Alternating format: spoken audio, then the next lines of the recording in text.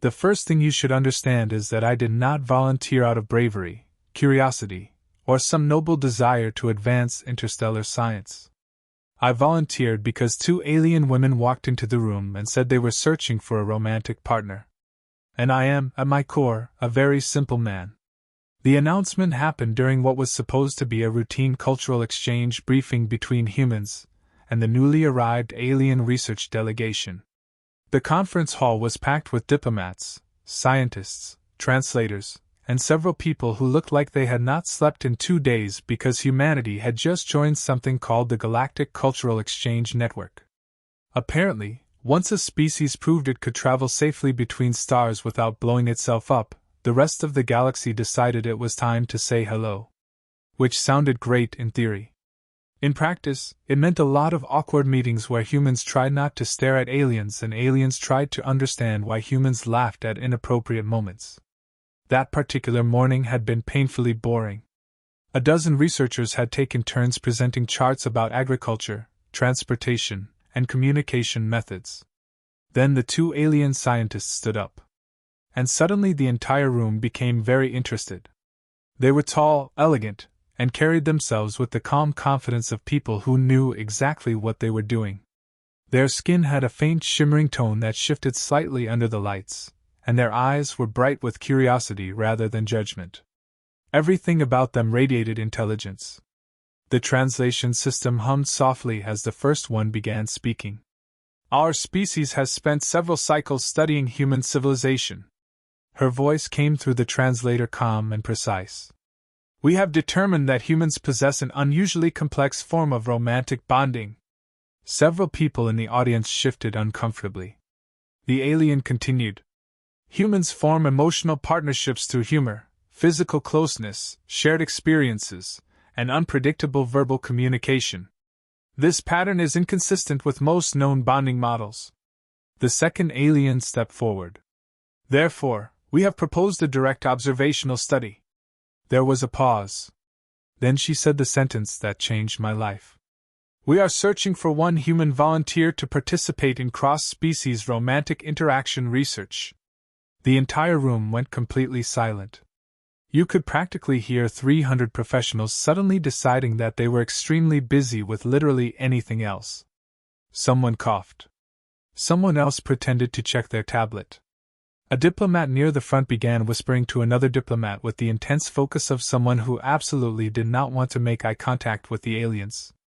The first alien scientist tilted her head slightly, clearly observing the reaction. This study would involve participation in our planet's traditional bonding rituals, she explained. The second added helpfully. It would also require honest emotional communication and participation in cultural courtship activities. The silence somehow got even worse. One of the military representatives slowly leaned back in his chair and stared very hard at the ceiling.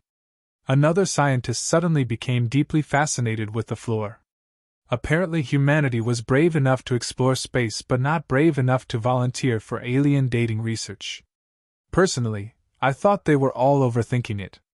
Two intelligent alien women had just asked if a human would like to participate in romantic bonding experiments.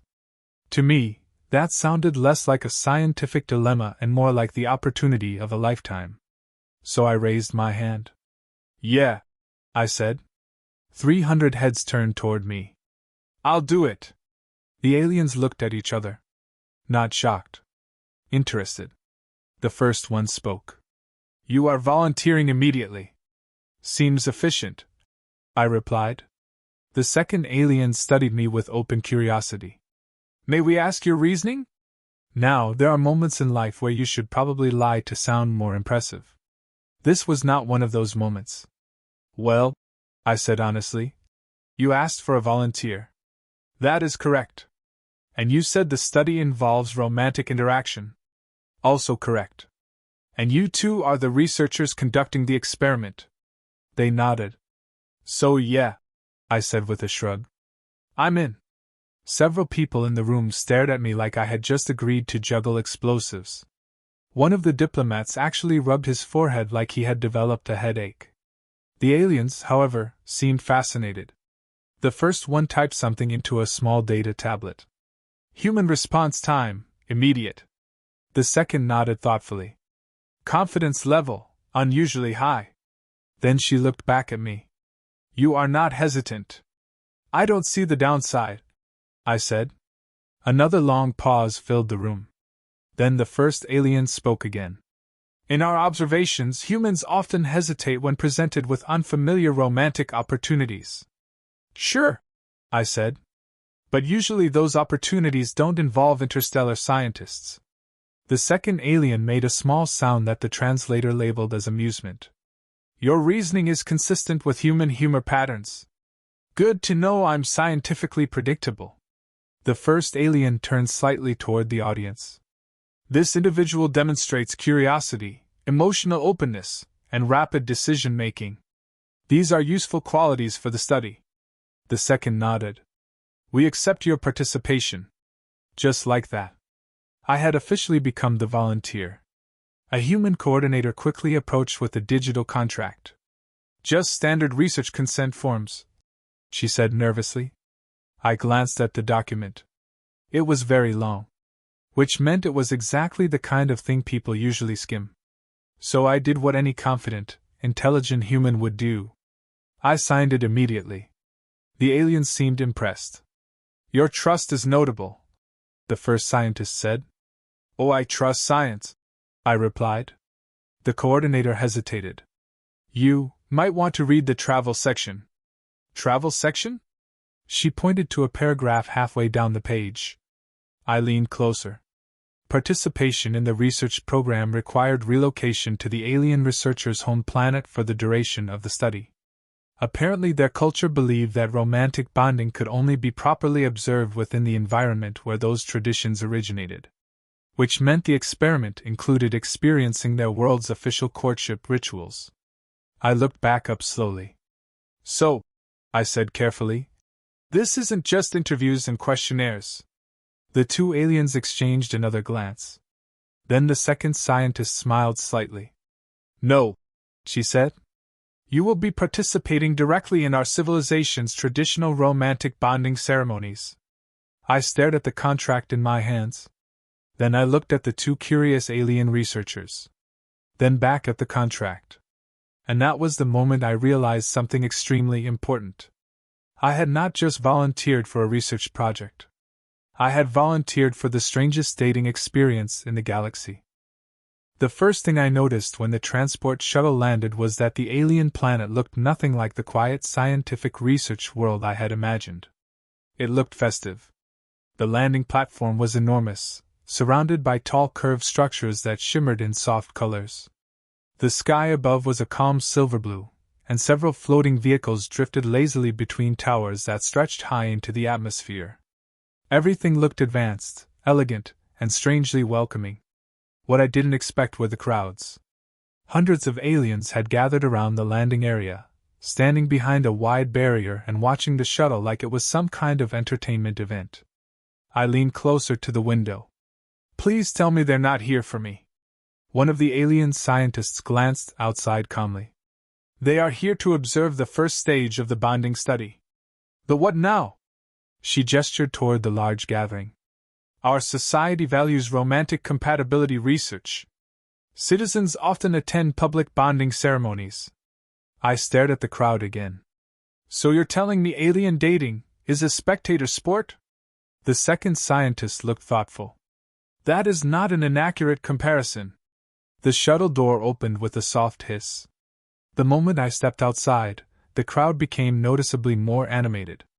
Curious voices murmured, and dozens of glowing camera devices lifted into the air. Apparently word had spread that a human had volunteered. Which meant I had become a very interesting test subject. This is mildly terrifying, I muttered. The first scientist walked beside me calmly. Do not be concerned. Observers are simply interested in cross-species emotional dynamics. Right, I said. Totally comforting. We moved across the platform toward a massive open plaza surrounded by elegant stone arches. At the center stood a raised circular stage. The second scientist gestured toward it. The first bonding ritual will begin shortly. I stopped walking.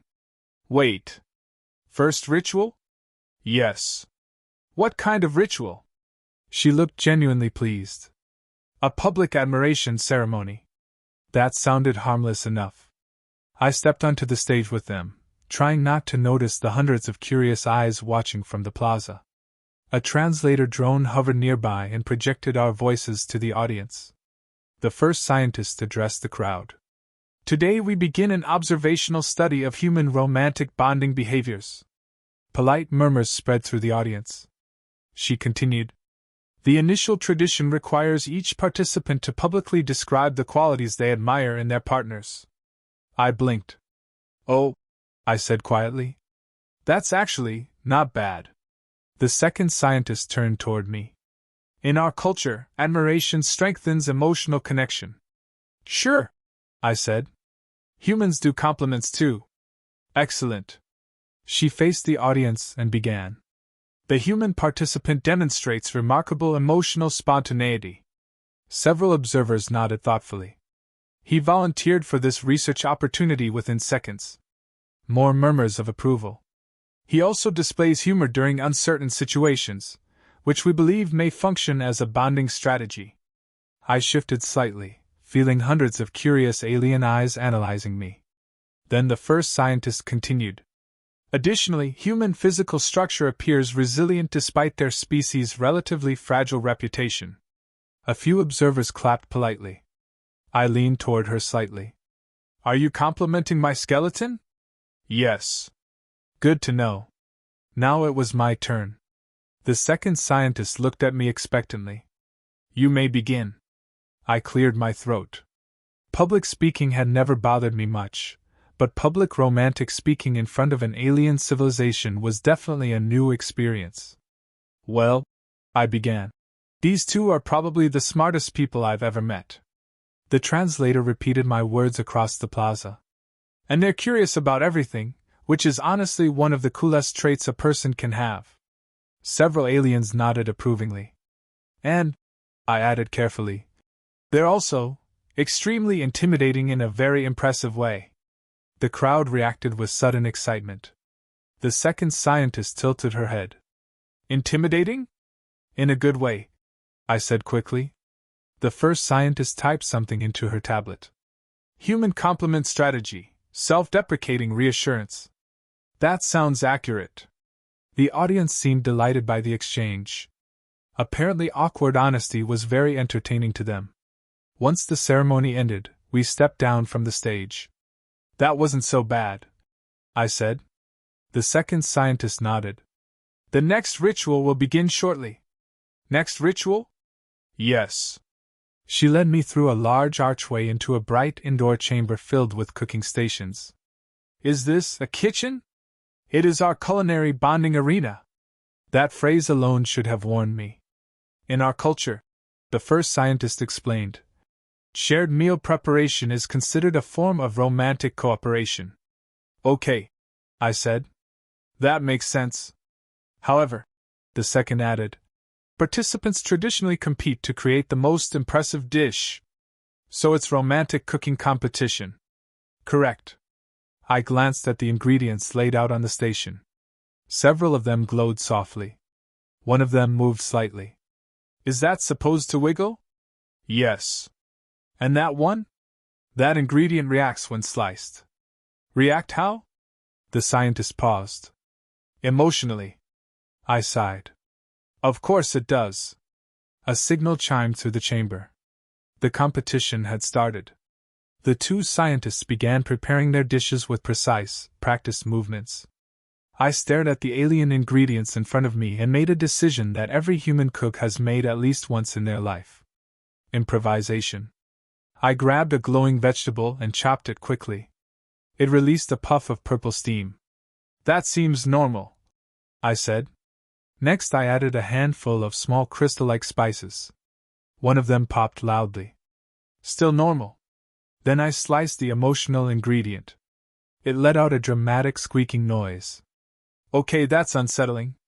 The scientists worked gracefully beside me while I threw ingredients together like a man trying to survive a cooking show. Somehow, the result began to smell incredible. When the judging drones arrived, they scanned each dish carefully. The scientists' meals looked elegant and precise. Mine looked slightly chaotic but smelled amazing. One drone tasted the samples. Then it emitted a bright approving tone. The crowd outside cheered loudly. I blinked. Wait, did I win? The second scientist examined the results. Yes. How? She studied my dish. You combined several ingredients that are rarely used together. Because I had no idea what I was doing. She nodded thoughtfully. Human improvisation appears effective. We carried the food to a quiet table overlooking the plaza. The sun was setting, casting warm light across the city. The first scientist looked at me with interest. The final ritual today will be the emotional honesty trial. I paused mid-bite. That sounds ominous. It requires answering personal questions truthfully. How personal? She considered that. Extremely. I leaned back in my chair. Well, I said slowly, this experiment just got a lot more interesting. By the time the cooking competition ended and the crowds began to disperse, I had learned two very important things about alien culture. First, their people took romance extremely seriously. Second, I had accidentally become very entertaining. Apparently, the combination of human improvisation, awkward honesty, and mild confusion was something their society didn't get to observe very often. Everywhere we walked, curious citizens glanced in our direction, whispering to each other while pretending not to stare. One of the scientists noticed it immediately. You have become a point of interest. That's one way to say it, I replied. Back home we call this being the weird guy everyone watches. That description is not inaccurate. We moved through a quiet corridor toward a large observation chamber. Compared to the public plaza, this room was calm and almost peaceful. Soft lights glowed along the walls, and several comfortable seats surrounded a circular table. This environment is better suited for emotional discussion, the first scientist explained. I dropped into one of the chairs. Good. Because you mentioned something called an emotional honesty trial, and that sounds like the part where humans start panicking. The second scientist sat across from me and activated a small recording device. In our culture, romantic partners strengthen their bond through transparent emotional communication. Meaning? You answer questions without hiding your feelings. I rubbed the back of my neck. That might be the most terrifying sentence I've heard all day. The two scientists exchanged a curious look. Humans appear uncomfortable with emotional vulnerability. Oh, extremely, I said immediately. We joke, we change the subject, we make sarcastic comments. Anything to avoid talking about feelings too directly. They both leaned forward with interest. Why? I thought about that for a moment. Because it's scary. They waited patiently, clearly expecting more explanation. When you tell someone how you actually feel, I continued, you're giving them the chance to reject it. The translator drone hummed softly as it processed the sentence. So humans protect themselves with humor, the second scientist concluded. Exactly. The first scientist typed something into her tablet. Fascinating. She looked up again. We will begin the trial. I straightened slightly. All right. Hit me. The first question came from the second scientist. What attracted you to volunteer for this study? I stared at her for a second. You want the honest answer? Yes. Well, I said, spreading my hands slightly. Two intelligent alien women asked if a human wanted to participate in romantic bonding experiments. That is correct. And I am a human. She blinked. That explanation is very simple. It's the truth. The first scientist tilted her head. You were not intimidated by the unfamiliar situation? Oh, I was definitely intimidated, I admitted. But curiosity usually wins. They both seemed pleased with that answer. The second scientist asked the next question. What do humans find attractive in romantic partners? That's a big question. You may answer generally. I thought about it for a moment. Confidence helps. Kindness helps even more. And curiosity is huge. Curiosity? Yeah. I said. People who are interested in the world are usually interesting themselves. The two scientists looked at each other briefly. Those traits are present in our research profiles, the first one noted. Then you're doing great, I said. The second scientist leaned forward slightly. Another question. Go ahead. Why do humans laugh during romantic situations? I chuckled immediately. That right there is a perfect example. You laughed before answering. Because humans get embarrassed easily, I explained. Laughter helps release that tension. Embarrassment is common during attraction? Very common. The first scientist looked thoughtful. Our species does not experience embarrassment during bonding rituals.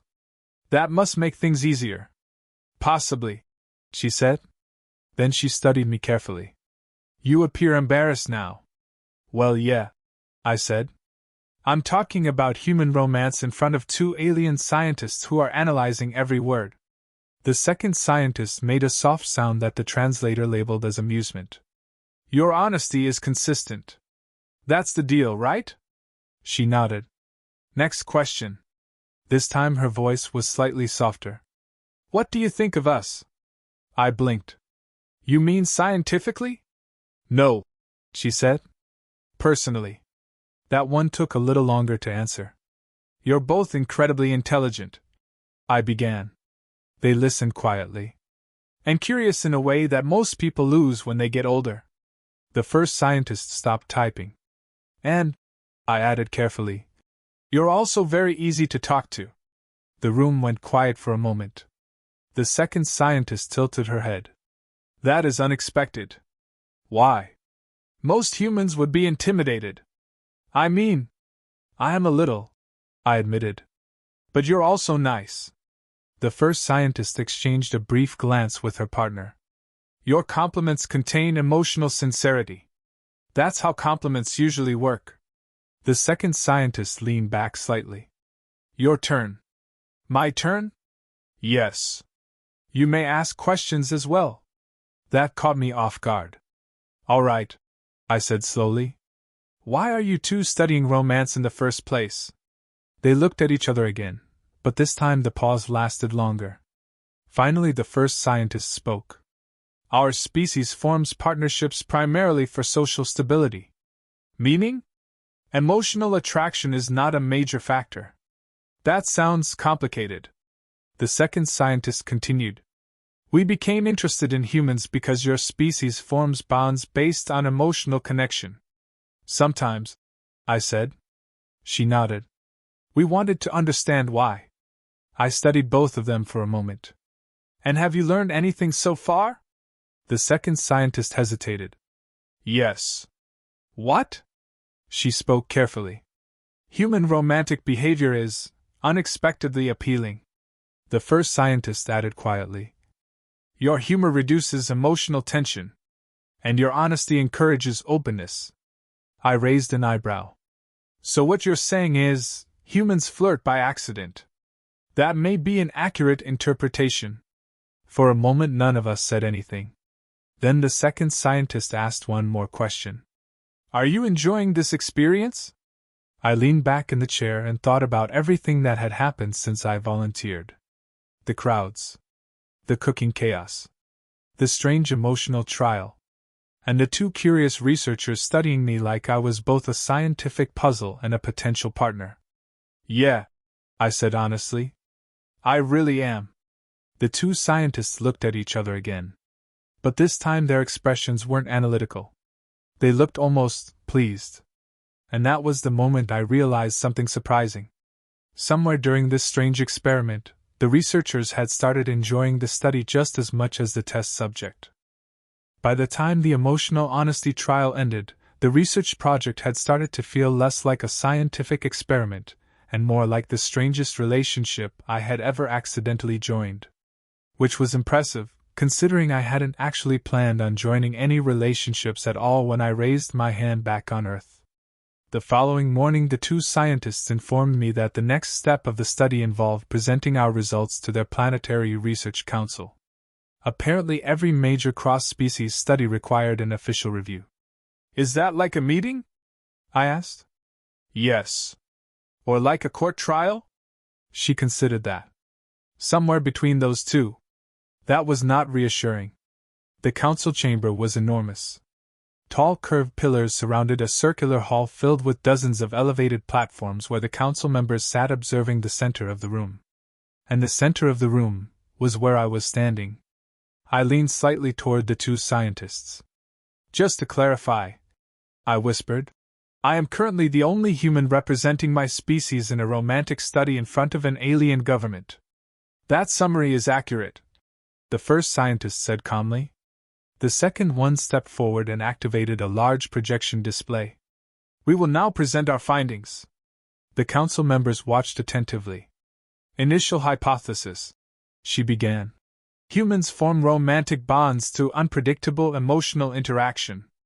Images from the previous day appeared on the display. Me standing awkwardly during the admiration ceremony.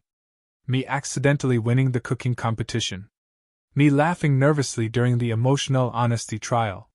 Several council members leaned forward with interest. Observation 1. The first scientist continued.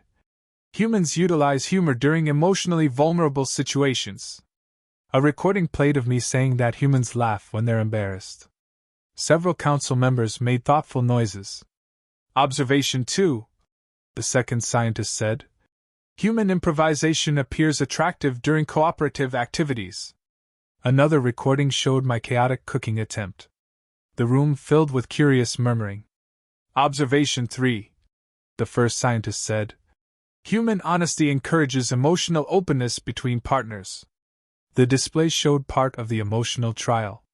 I rubbed the back of my neck while the entire alien council watched me explain why humans joke during romance. This is mildly humiliating, I muttered quietly. The second scientist continued presenting the results. Conclusion: human romantic bonding appears to be built upon humor, vulnerability, and shared awkward experiences. A long silence followed. Then one of the council members spoke. The translator hummed before projecting the voice. This is unusual. Another council member nodded slowly. Our species does not typically incorporate humor into bonding rituals. The first scientist responded calmly.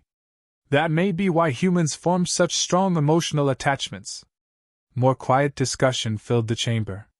Finally, one of the older council members turned toward me. Human participant. I straightened slightly. Yes? Are these observations accurate? Well, I said carefully. Humans definitely use humor a lot. And vulnerability? That part is harder for us, I admitted. But it's important. The council member studied me. And your experience during this study? I glanced at the two scientists standing beside me. They'd been very patient with my confusion. Several council members made a sound that the translator labeled as mild amusement.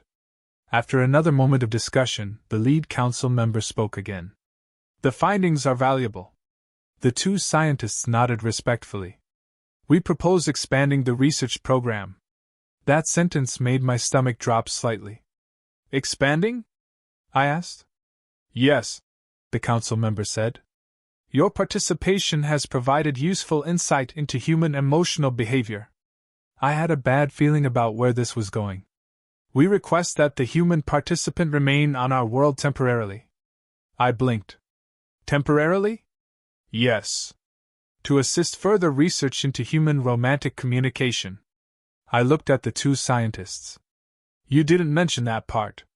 The second scientist tilted her head slightly. We were waiting for council approval. That's very strategic of you. The council member continued. Your role would include demonstrating human bonding behaviors and assisting in future studies. I leaned back slightly and crossed my arms. So you want me to become, what exactly? The translator processed for a moment. Human romantic communication consultant. I stared at the council. Then I looked at the two scientists. Then back at the council again. This is the weirdest job offer I have ever received. The second scientist spoke quietly beside me. You are not required to accept. I looked at her. You mean I can say no? Yes. Then the first scientist added something that changed the entire situation. However, we would prefer if you stayed. That caught my attention. Why? She hesitated for just a moment before answering. Your presence has made the research more enjoyable. The second scientist nodded slightly. And informative. I looked between the two of them. For the first time since the experiment started, their expressions weren't purely analytical. There was something else there. Curiosity, yes. But also something warmer. I sighed. Well, I said slowly, if I stay, we might need to improve my cooking skills. The second scientist tilted her head. Why? Because apparently that's part of your romantic traditions. She made the same soft, amused sound I had heard before. That is correct. The council members watched the conversation with obvious interest. Finally, the lead council member spoke again. Human participant. Have you reached a decision? I looked around the enormous chamber, thinking about everything that had happened since I raised my hand on Earth. I had expected a simple research project. Instead, I had experienced alien courtship rituals, public admiration ceremonies, and the most intense emotional conversation of my life. And somehow, I had enjoyed it. I looked back at the two curious alien scientists. Both of them were watching me with quiet anticipation. Well, I said with a small shrug. I did volunteer. The translator repeated the sentence across the chamber. Several council members nodded approvingly. The lead council member made the official declaration. The study will continue. The chamber slowly filled with quiet conversation as the meeting concluded. As we walked out of the hall, I glanced at the two scientists beside me. So, I said. Yes? The second one replied. Just to confirm something. What? This whole thing started because you were studying human romance. That is correct. And now I'm apparently teaching an alien civilization how humans flirt. The first scientist nodded thoughtfully. That appears to be the current situation. I laughed quietly. Humans are going to find this hilarious when they hear about it. The second scientist looked curious. Why? Because, I said, I came here thinking this would be an easy experiment. And now? I looked at both of them. Now it felt like something a lot more interesting. No, I said, smiling slightly. I think this might be the beginning of the galaxy's weirdest love study.